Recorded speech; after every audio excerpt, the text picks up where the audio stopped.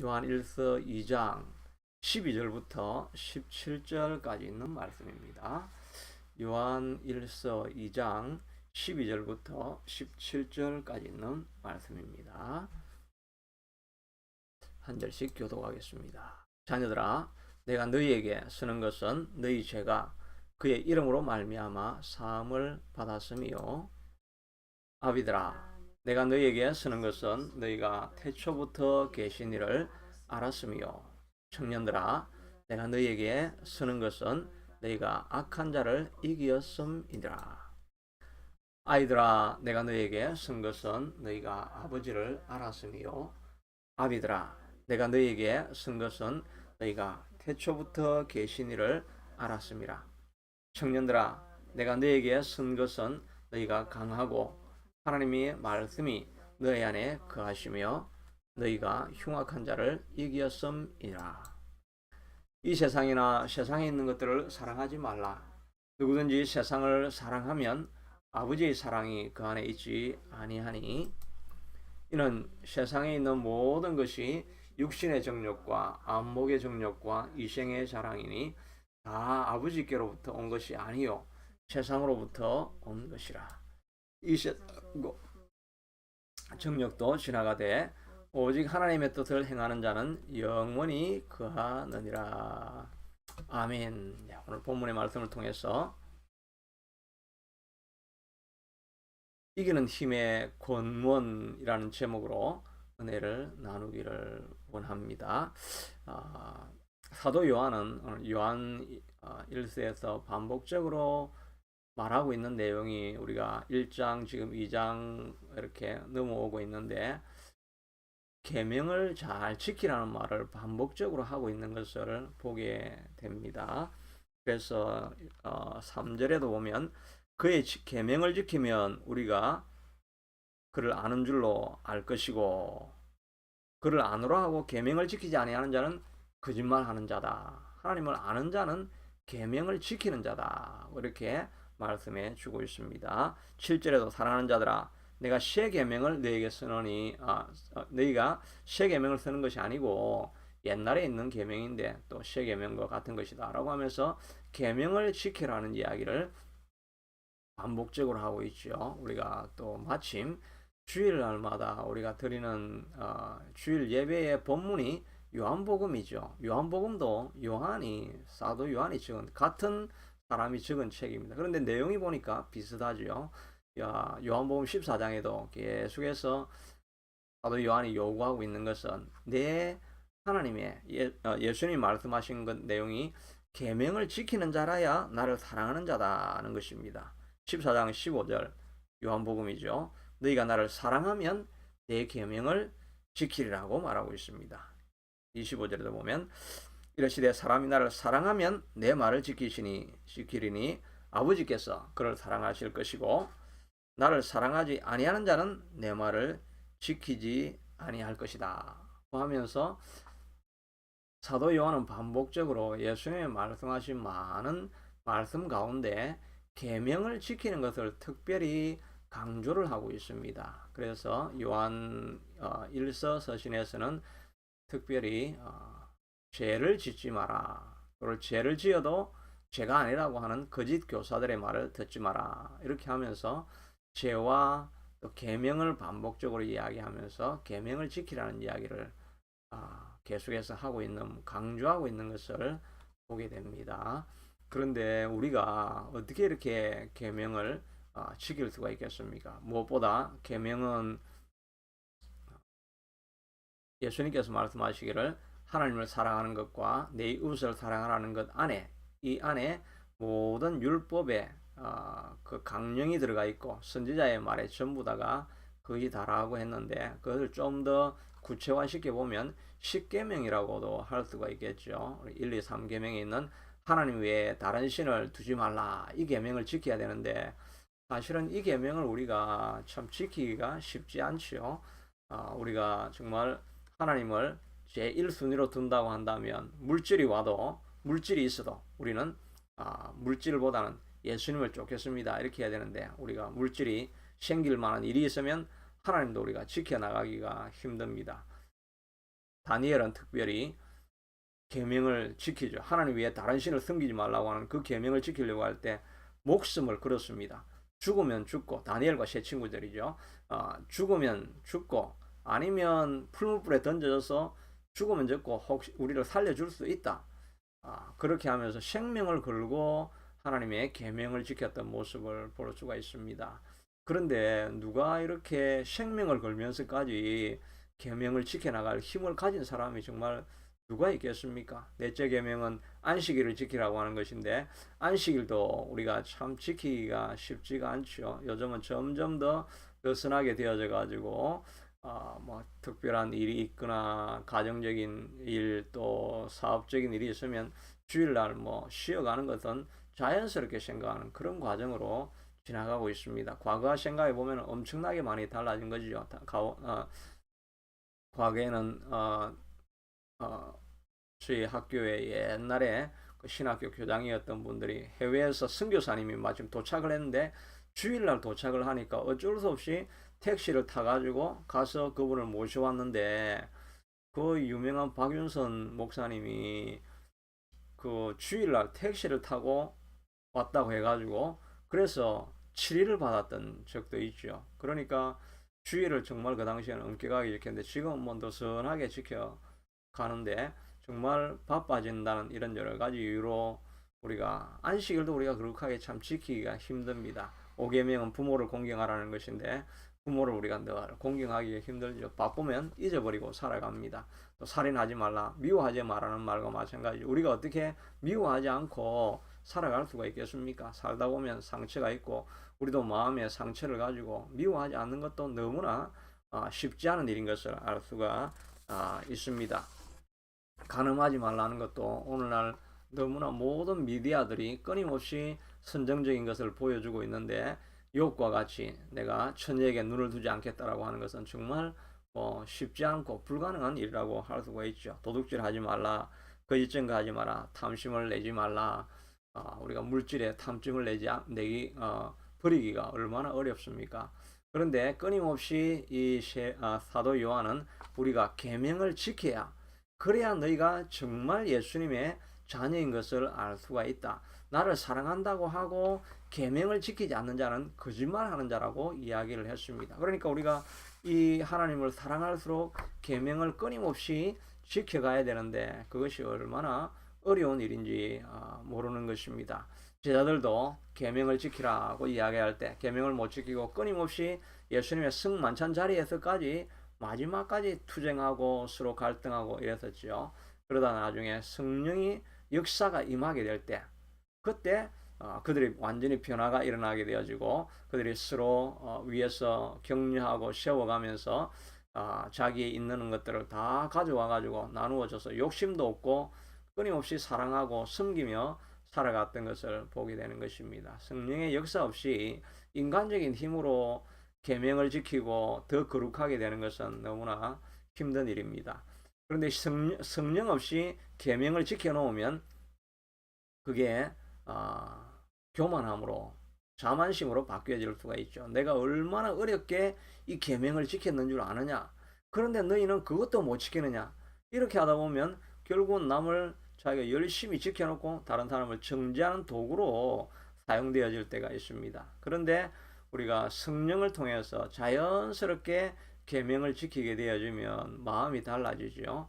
하나님의 충만한 은혜를 경험하고 성령의 임재를 경험하고 나면 나 같은 자가 무엇이간데 구원하셨는가 이런 생각을 하면 계명을 지키지 않을 수가 없는 거죠. 하나님께서 나누어 주라 그러면 뭐 기쁨으로 나누어 주는 거죠. 기쁨으로 다 나누어 주고도 마음속으로는 하나님께서 나를 사용해 주시니 얼마나 감사한가 이런 마음이 남지, 내 거 다 드렸으니까 이렇게 헌신했는데 이런 마음이 안 남는 것이지요. 그러니 사실은 우리가 계명을 지키고 거룩한 자가 되어가고 이렇게 하는 것은 인간적인 노력으로 되는 것이 아니라 내 안에 임하는 주의 성령의 역사로 말미암아 그냥 자연스럽게 되어져가는 과정이 될 때, 그때 자기가 거룩한지도 몰랐는데 거룩하게 되어 있는 그런 모습을 보게 되는 것입니다. 그러니까 늘 겸손할 수밖에 없겠죠. 나 같은 자가 무엇인데 하나님께서 이렇게 은혜를 부어 주셔가지고 이런 일을 동참할 수 있게 만들어 주는가? 오히려 은혜에 감사하는 마음밖에 없게 되는 것을 보게 되는 것입니다. 그러니까 우리가 매 순간들마다 하나님 앞에 무릎 꿇고 하나님 은혜를 부어 주시옵소서. 하나님 은혜를 부어 주시옵소서. 그런 마음으로 날마다 우리가 기도하는 것이 너무나 필요할 것입니다. 우리가 저녁 기도에 요즘 이렇게 하면서 찬양을 하다 보니까 찬양 속에 혼자 부를 때 또 옛날에는 생각하지 못했던 그런 은혜가 임하면서 야, 하나님이 정말 은혜가 감사하구나 이런 마음들을 가지게 되어집니다. 하나님의 은혜를 경험할 때 우리의 마음이 부드러워지고 그리고 계명을 지키지만 자원하는 마음으로 지키니까 교만한 마음이 생기지 않게 되는 것입니다. 그럼에도 불구하고 또 세례 요한은 인간적인 노력을 통해서도 거룩함을 추구해야 될 것을 말하고 있는데 그 힌트들 우리가 어떻게 거룩한 삶을 살고 계명을 지킬 수 있을까 하는 것에 대한 아이디어를 오늘 앞에 있는 세 구절에서 볼 수가 있습니다. 자녀들아, 또 아비들아, 청년들아 이렇게 반복적으로 말하고 있는데 그 세 가지 안에 우리가 계명을 지킬 수 있는 능력의 힘의 권한을 보게 되는 것입니다. 첫째는 우리가 제사함을 받았다는 이 확신을 가지고 있어야 됩니다. 12절에 보니까 자녀들아 내가 너희에게 쓰는 것은 너희 죄가 그의 이름으로 말미암아 사함을 받았음이라. 이게 자녀들 어린애들이란 말이죠. children들아 이렇게 이야기를 하는데 이거는 뭐 육체적으로 어린 아이들이기도 하겠지만 영적으로 어린 자녀들이죠. 영적으로 어린 자녀가 되어 있을 때 우리가 당하는 어려움들은 주님 앞에 들어왔지만 자기의 많은 허물과 죄를 생각하면서 나는 늘 부족한 자다 이런 생각을 우리가 가질 때가 많이 있습니다. 내가 얼마나 흉악한 자였는데 나 같은 자가 무엇을 할 수 있겠는가 이런 마음을 우리가 가질 때가 있습니다. 사단이 끊임없이 우리에게 죄책감을 심어주는 것이지요. 그러나 성경에서는 말하기를 시편 103편 12절에 보니까 동이 스에서 먼 것 같이 우리의 죄과를 우리에게서 멀리 옮기셨으며 동쪽과 서쪽 끝과 끝이 우리가 보이지가 않지 않습니까? 동쪽에 있는 죄를 서쪽 끝까지 다 옮겨버렸으니까 우리가 전혀 찾아볼 수 없도록 우리의 죄과를 하나님은 다 씻어버려서 기억도 하지 않는다라고 말씀하고 있습니다. 이를 위해서 그저 되어진 것이 아니죠. 예수님께서 그 모든 죄를 짊어지고 가신 것을 알 수가 있습니다. 세례 요한이 예수님이 오는 것을 바라보면서 요한복음 1장 29절엔 보라 세상 죄를 지고 가는 하나님의 은인 양이로다 라고 말씀하지 않았습니까? 예수님이 세상의 모든 죄를 다 짊어 가신 것입니다. 십자가에서 우리의 모든 죄에 대한 대가를 다 지시고 피를 흘리고 채찍에 맞고 고통 가운데 생명이 다하시면서 세상의 모든 죄를 짊어지시고 대신 돌아가신 것입니다. 그 전까지는 죄가 있으면 어떻게 했습니까? 사람들이 소나 염소나 양이나 비둘기를 다 가정 형편을 따라서 가지고 들고 가서 대사장들에게 내 죄를 이 짐승에게 전가시켜 주십시오라고 하면 안수해서 그 짐승의 머리에 또 제사장이 안수를 해가지고 죄가 짐승에게 다 넘어갔습니다. 그러니까 죄가 있는 소는 어떻게 해야 되겠습니까? 죽어야 되겠죠. 죽어가지고 그 죄에 대한 대가를 다 지불하고 나면 이제 너 죄가 사해졌느니라 이렇게 과거에는 했었습니다. 그런데 예수님께서 오셔가지고 이 제물이 되신 거지요. 구속의 제물이라 그러죠. 소와 같고 양과 같고 어린 양과 같고 이런 모든 제물이 대신 되셔가지고 십자가에서 돌아가셨습니다. 왜 돌아가셨습니까? 우리의 죄를 다 짊어지고 가신 것입니다. 그래서 우리가 예수님께 나아가고 예수님을 내가 구주로 영접하겠습니다 라고 말하면 우리 안에 있는 모든 죄과들을 예수님에게 다 전가시켜 버리는 것입니다. 그래서 우리를 정결하게 만들어주시는 능력이 예수님의 십자가와 보혈피 안에 있게 된다는 것입니다. 그러니까 우리는 아무리 흉악한 범죄를 했더라도 주님 앞에 나오면 깨끗하고 정결한 자로 흰 눈보다 더 희게 또 양털보다 더 희게 우리를 만들어 주셨다라고 말씀해 주시고 있는 것입니다. 우리가 이것을 믿고 주님 앞에 고백을 하는 것이지요. 우리가 이론적으로 이렇게 받아들이지만 그러나 때로는 우리가 기도할 때 성령이 우리 마음 가운데 와서 기름 부으면 이 죄에서부터 누르고 있는 죄에서부터 해방된 것을 우리가 경험할 수 있게 되죠. 이 죄에서 해방되었을 때 그 놀라운 기쁨이라는 것은 이루 표현할 수 없는 거죠. 끊임없이 눌려서 어둠 가운데 죽을 것 같은 사람들이 주님의 그리스도의 보배 피를 경험하고 나서는 해방을 경험하고 그러다 보면 끊임없이 사람들이 감격 때문에 눈물을 흘리게 되는 거죠. 어떤 분은 보니까 자기의 많은 죄가 때문에 고통 가운데 십자가 앞에 나아가서 기도를 하는데 어느 아침에 보니까 자기가 2층에서 기도하고 있는데 십자가에 달려있던 예수님이 자기에게 막 이렇게 다가오는 것입니다. 그러니까 예수님이 자기에게 오는 것을 보니까 자기도 예수님께 달려가려고 2층에서 막 달려가면 떨어지죠. 그렇게 하는데 자기가 떨어질 때좀 되니까 예수님이 그냥 모습을 다 감추었는데 그걸 보면 그 순간에 예수님이 자기의 죄를 사한 것을 경험한 거죠. 얼마나 놀라운 기쁨에 넘치는지 흘러넘치는 눈물을 흘리게 되죠. 그 죄에서 해방되었다는 그 기쁨 때문에 정말 우리가 뜨거운 눈물을 흘리게 되는 것입니다. 그래서 예수님을 처음 만난 사람들은 누구나 통곡하는 눈물, 정말 콧물과 눈물이 범벅이 되어서 하나님 앞에서 시간 가는 줄 모르고 밤 8시에 기도를 시작했는데 아침 7시까지 기도하고도 내가 정말 1시간이 지난 것 같은 그렇게 시간 가는 줄 모르고 하나님과 교제하는 그리고 나서 느끼는 그 해방감 이런 것들이 바로 예수님이 성령님이 찾아와 주셔서 우리를 해방시켜 주시는 것입니다. 주님 안에는 이런 해방시키는 놀라운 능력이 있지요. 그래서 예수님은 십자가를 지심으로 말미암아 우리의 모든 죄를 다 구속해 주시게 된 것입니다. 예수 그리스도를 영접할 때 이런 죄에 대한 해방의 경험들을 이렇게 강력하게 하신 분도 있고 또 그렇게 강력하지 않게 이렇게 지나가시는 분들도 있는 것 같습니다. 그런 경험들을 못하신 분들은 사모하는 마음을 가지고 성령님 내게 폭포수 같은 은혜를 부어주셔서 해방감, 죄에서 벗어나는 놀라운 기쁨을 해방감을 누릴 수 있게 하여 주시옵소서. 간절한 마음으로 기도해 보실 수 있게 되기를 바랍니다. 그럼 우리에게 이 죄에서 해방시켜 주시는 것입니다. 그럼에도 불구하고 이 어린 자녀들이 오늘 이렇게 사도 요한이 적는 것은 자녀들아 너희 죄가 다 예수 그리스도의 이름으로 말미암아 사함을 받았음이라고 말해주는 이유는 신앙이 어릴 때는 하나님 앞에서는 용서를 받았지만 끊임없이 죄책감과 또 옛날에 했던 일들이 반복적으로 해방했음에도 불구하고 계속 그 생각이 나는 것입니다. 과거에 잘못했던 그런 일들이 내가 해방을 받았는데도 계속 사단이 또 그 정신적인 그런 이런 회로는 바꿀 수가 없는 거죠. 그게 계속 공격해서 와서 우리를 정죄하게 됩니다. 하나님의 은혜가 충만할 때는 이것들이 다 사라지게 되는데 좀 하나님의 은혜가 연약해지고 의심이 찾아오고 이렇게 하면 그 죄가가 다시 들어와서 우리를 누르게 되죠. 너 같은 죄지연자가 뭘 하겠다는 말이냐? 거룩하지 못한 내가 무슨 하나님의 사역을 하겠다는 말이냐? 이런 생각을 계속 가지게 해서 우리를 절망으로 가져오려고 하는 게 바로 사단의 전략인 줄로 압니다. 그때 바로 사도 요한이 말하기를 자녀들아 신앙이 어린 너희들아 너희 죄가 그의 이름으로 말미암아 다 사함을 받았느니라. 너는 주님 안에서 정결하고 거룩하고 의로운 자가 되었느니라. 이렇게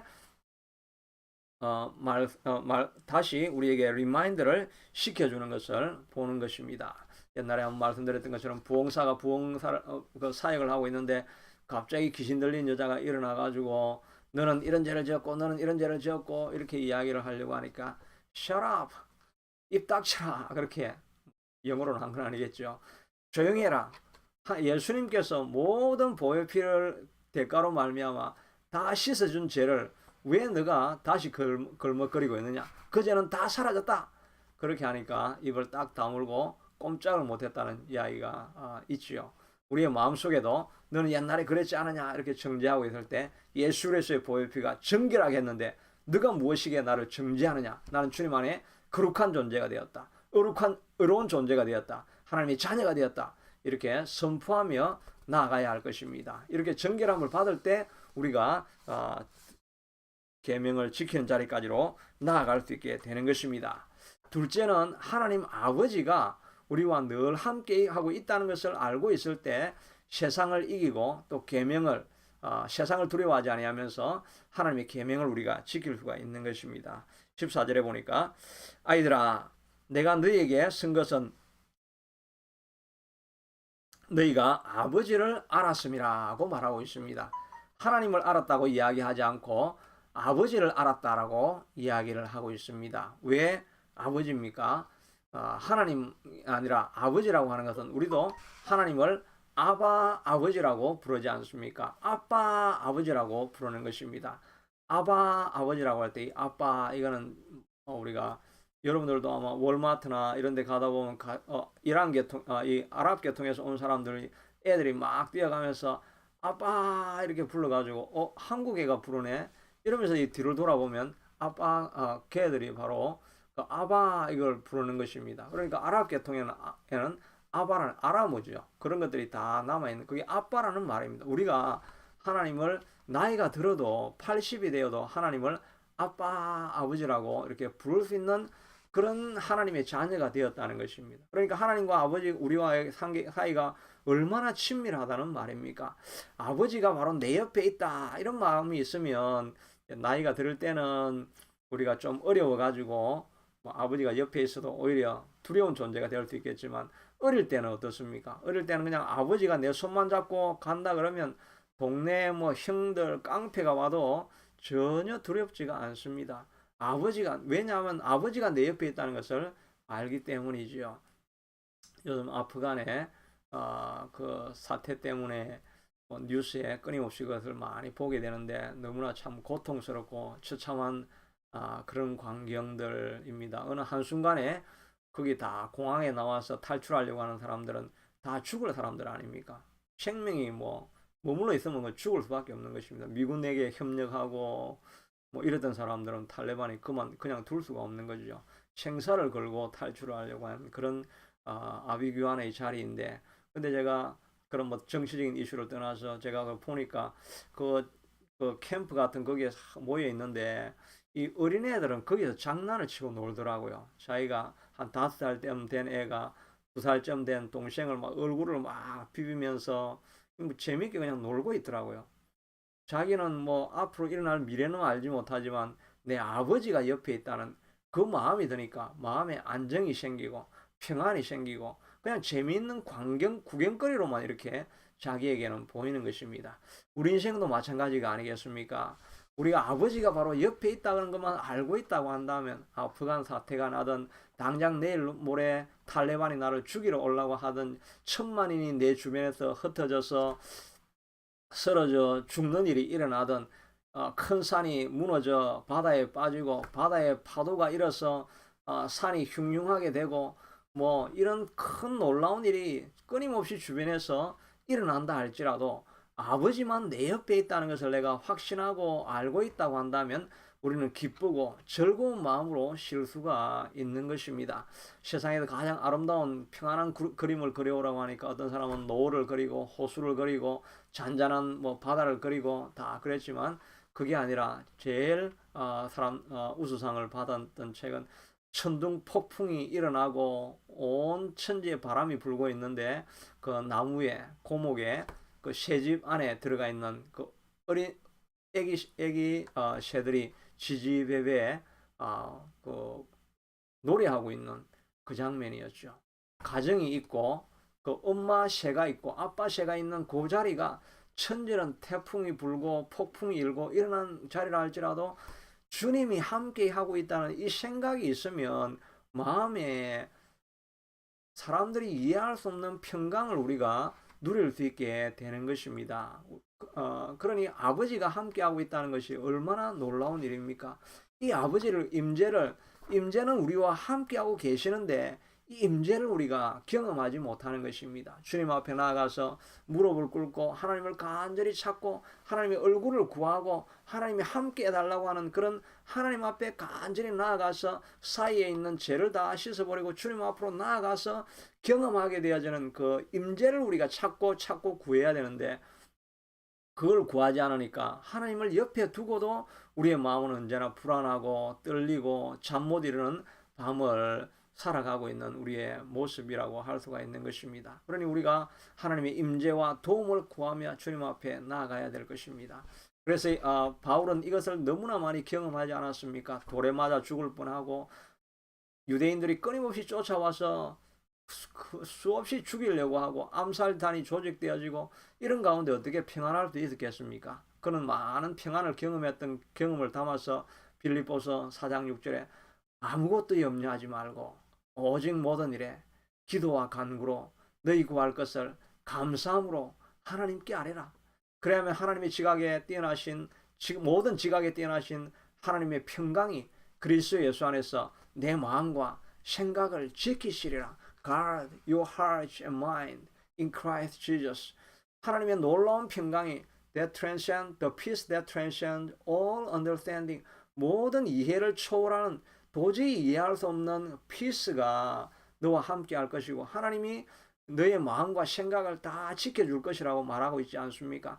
하나님 안에 임재로 나아가기 위해서는 모든 일에 기도와 간구로 하나님 앞에 나아갈 때 하나님이 주시는 놀라운 평강을 경험하게 되어지면 우리가 하늘에 이 땅에 어떤 환난도 두려운 마음이 생기지 않게 되는 것입니다. 그러니까 계명을 지키고 끊임없이 나아가게 되는 것이지요. 느헤미야가 끊임없이 성벽을 쌓아갈 때 얼마나 많은 적들이 일어났습니까? 산발락과 도비아가 끊임없이 처음에는 비방하다가 협박하다가 나중에는 전쟁을 일으킨다고 끊임없이 주변의 사람들을 위협하고 나중에는 암살단을 보내고 뭐 온갖 일을 다 했지만 느헤미야는 흔들리지 않는 성벽과 같은 그런 마음을 가지고 끝까지 그 일을 다 해냅니다. 어떻게 가능했겠습니까? 그런 염려가 있을 때, 두려움이 있을 때 마지막에 꼭 기도합니다. 하나님, 저들의 업무를 기억해 주시고 제가 한 일을 기억해 주시옵소서. 그 말은 자기 나름대로 자기 개인의 성소에 앉아서 밤마다 이런 위협을 생각하면서 하나님 나를 지켜주시고 이 성을 지켜주시고 일하는 백성들을 지켜주시고 하나님 앞에 기도할 때 하나님 마음 가운데 두려워 말라 내가 너와 함께 함이니라. 놀라지 말라 내가 너의 하나님이 됨이니라. 내가 너를 굳세게 하리라. 참으로 너를 도와주리라. 참으로 나의 의로운 오른손으로 너를 붙들리라고 하는 하나님의 생생한 소리 음성과 임재를 경험하고 나니까 그의 마음 가운데 다시 새로운 확신이 일어나가지고 그는 일어나 걸어서 나아가며 아무것도 두려워하지 아니하고 끝끝내 그 일을 다 마무리해 버리는 것을 보게 되는 것입니다. 자녀들아 너희가 하나님이 아니라 너희가 아버지를 알지 않아야했느냐. 우리가 섬기고 있는 아버지가 지금도 우리와 함께하고 있다는 것을 왜 기억하지 못하느냐라고 말해주고 있는 것입니다. 어려운 길을 지나가며 또 힘든 십자가의 길을 걸어가며 계명을 지켜가며 갈 때 큰 위험과 부담이 있을 때 두려워하지 말아라. 내 아버지가 너와 함께 하느니라. 너의 아버지가 너와 함께 하느니라고 말씀해 주고 있지 않습니까? 구약에서도 큰 일을 이루었던 사람들은 다 이 임재의식을 가졌던 사람이지요. 다윗은 골리앗을 보았지만 나는 내가 모욕하는 이스라엘의 군대에 하나님의 이름으로 나아간다고 하지 않았습니까? 여호수아가 성을 앞에 맞이하고 나아가려고 할 때 하나님께서 말씀하시기를 내가 내 종 모세와 함께 했던 것 같이 내가 너와 함께 할 것이고 내가 결코 너를 떠나지 아니하리니 너는 마음을 강하게 하고 담대해라. 내가 너와 함께 하겠다고 하는 약속을 끊임없이 해주시고 있는 것입니다. 예수님께서도 마지막 돌아가시기 전에 승천하시기 전에 마태복음 28장 보라 세상 끝날 날까지 내가 너희와 영원히 함께하느니라. 우리와 함께한다는 것입니다. 바로 지금 여기에 저와도 함께하고 여러분들과도 함께하고 어떤 순간에도 예수님께서 함께해 주시겠다라고 말씀해 주시고 있는 것입니다. 그러니까 우리가 무엇이든지 못 지킬 것이 없죠. 하나님을 따라가면서 이겨나갈 수밖에 없게 되는 것입니다. 또한 우리가 마지막으로 생각해야 될 것은 우리가 늘 승리자의 멘탈리티를 꼭 가져야만 합니다. 왜냐하면 13절에도 보니까 청년들아 내가 너희에게 쓰는 것은 너희가 악한 자를 이기었음이니라. 이기었습니다. 이거 완료형입니다.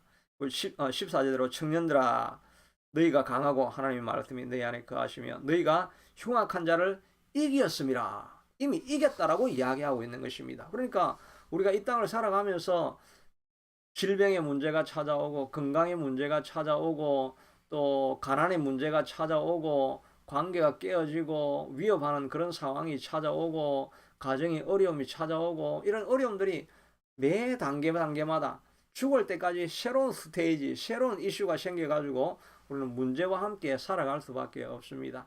그런데 이런 모든 문제 가운데서도 하나님께서 말씀하는 것은 너희가 악한 자를 이겼느니라. 악한 자가 여기 누굽니까?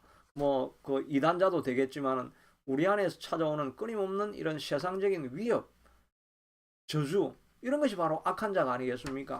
가난도 악한 자이고 또 질병도 악한 자이고 관계를 깨뜨리는 미움도 악한 자이고 가정을 깨뜨리려고 하는 또 죄악도 악한 자이고 이 악한 자들을 내가 이걸 어떻게 이길까? 이것과 함께 나는 원래가 이렇게 사람이 약하고 이런 옛날에 문제가 많았던 사람이고 또 지금까지도 이렇게 가난하고 질병도 많고 이랬는데 이 악한 자를 내가 어떻게 이길 것인가?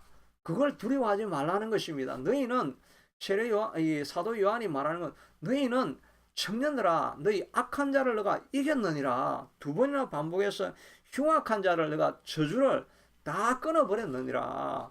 너에게는 하나님의 축복이 너에게 임하여 있느니라.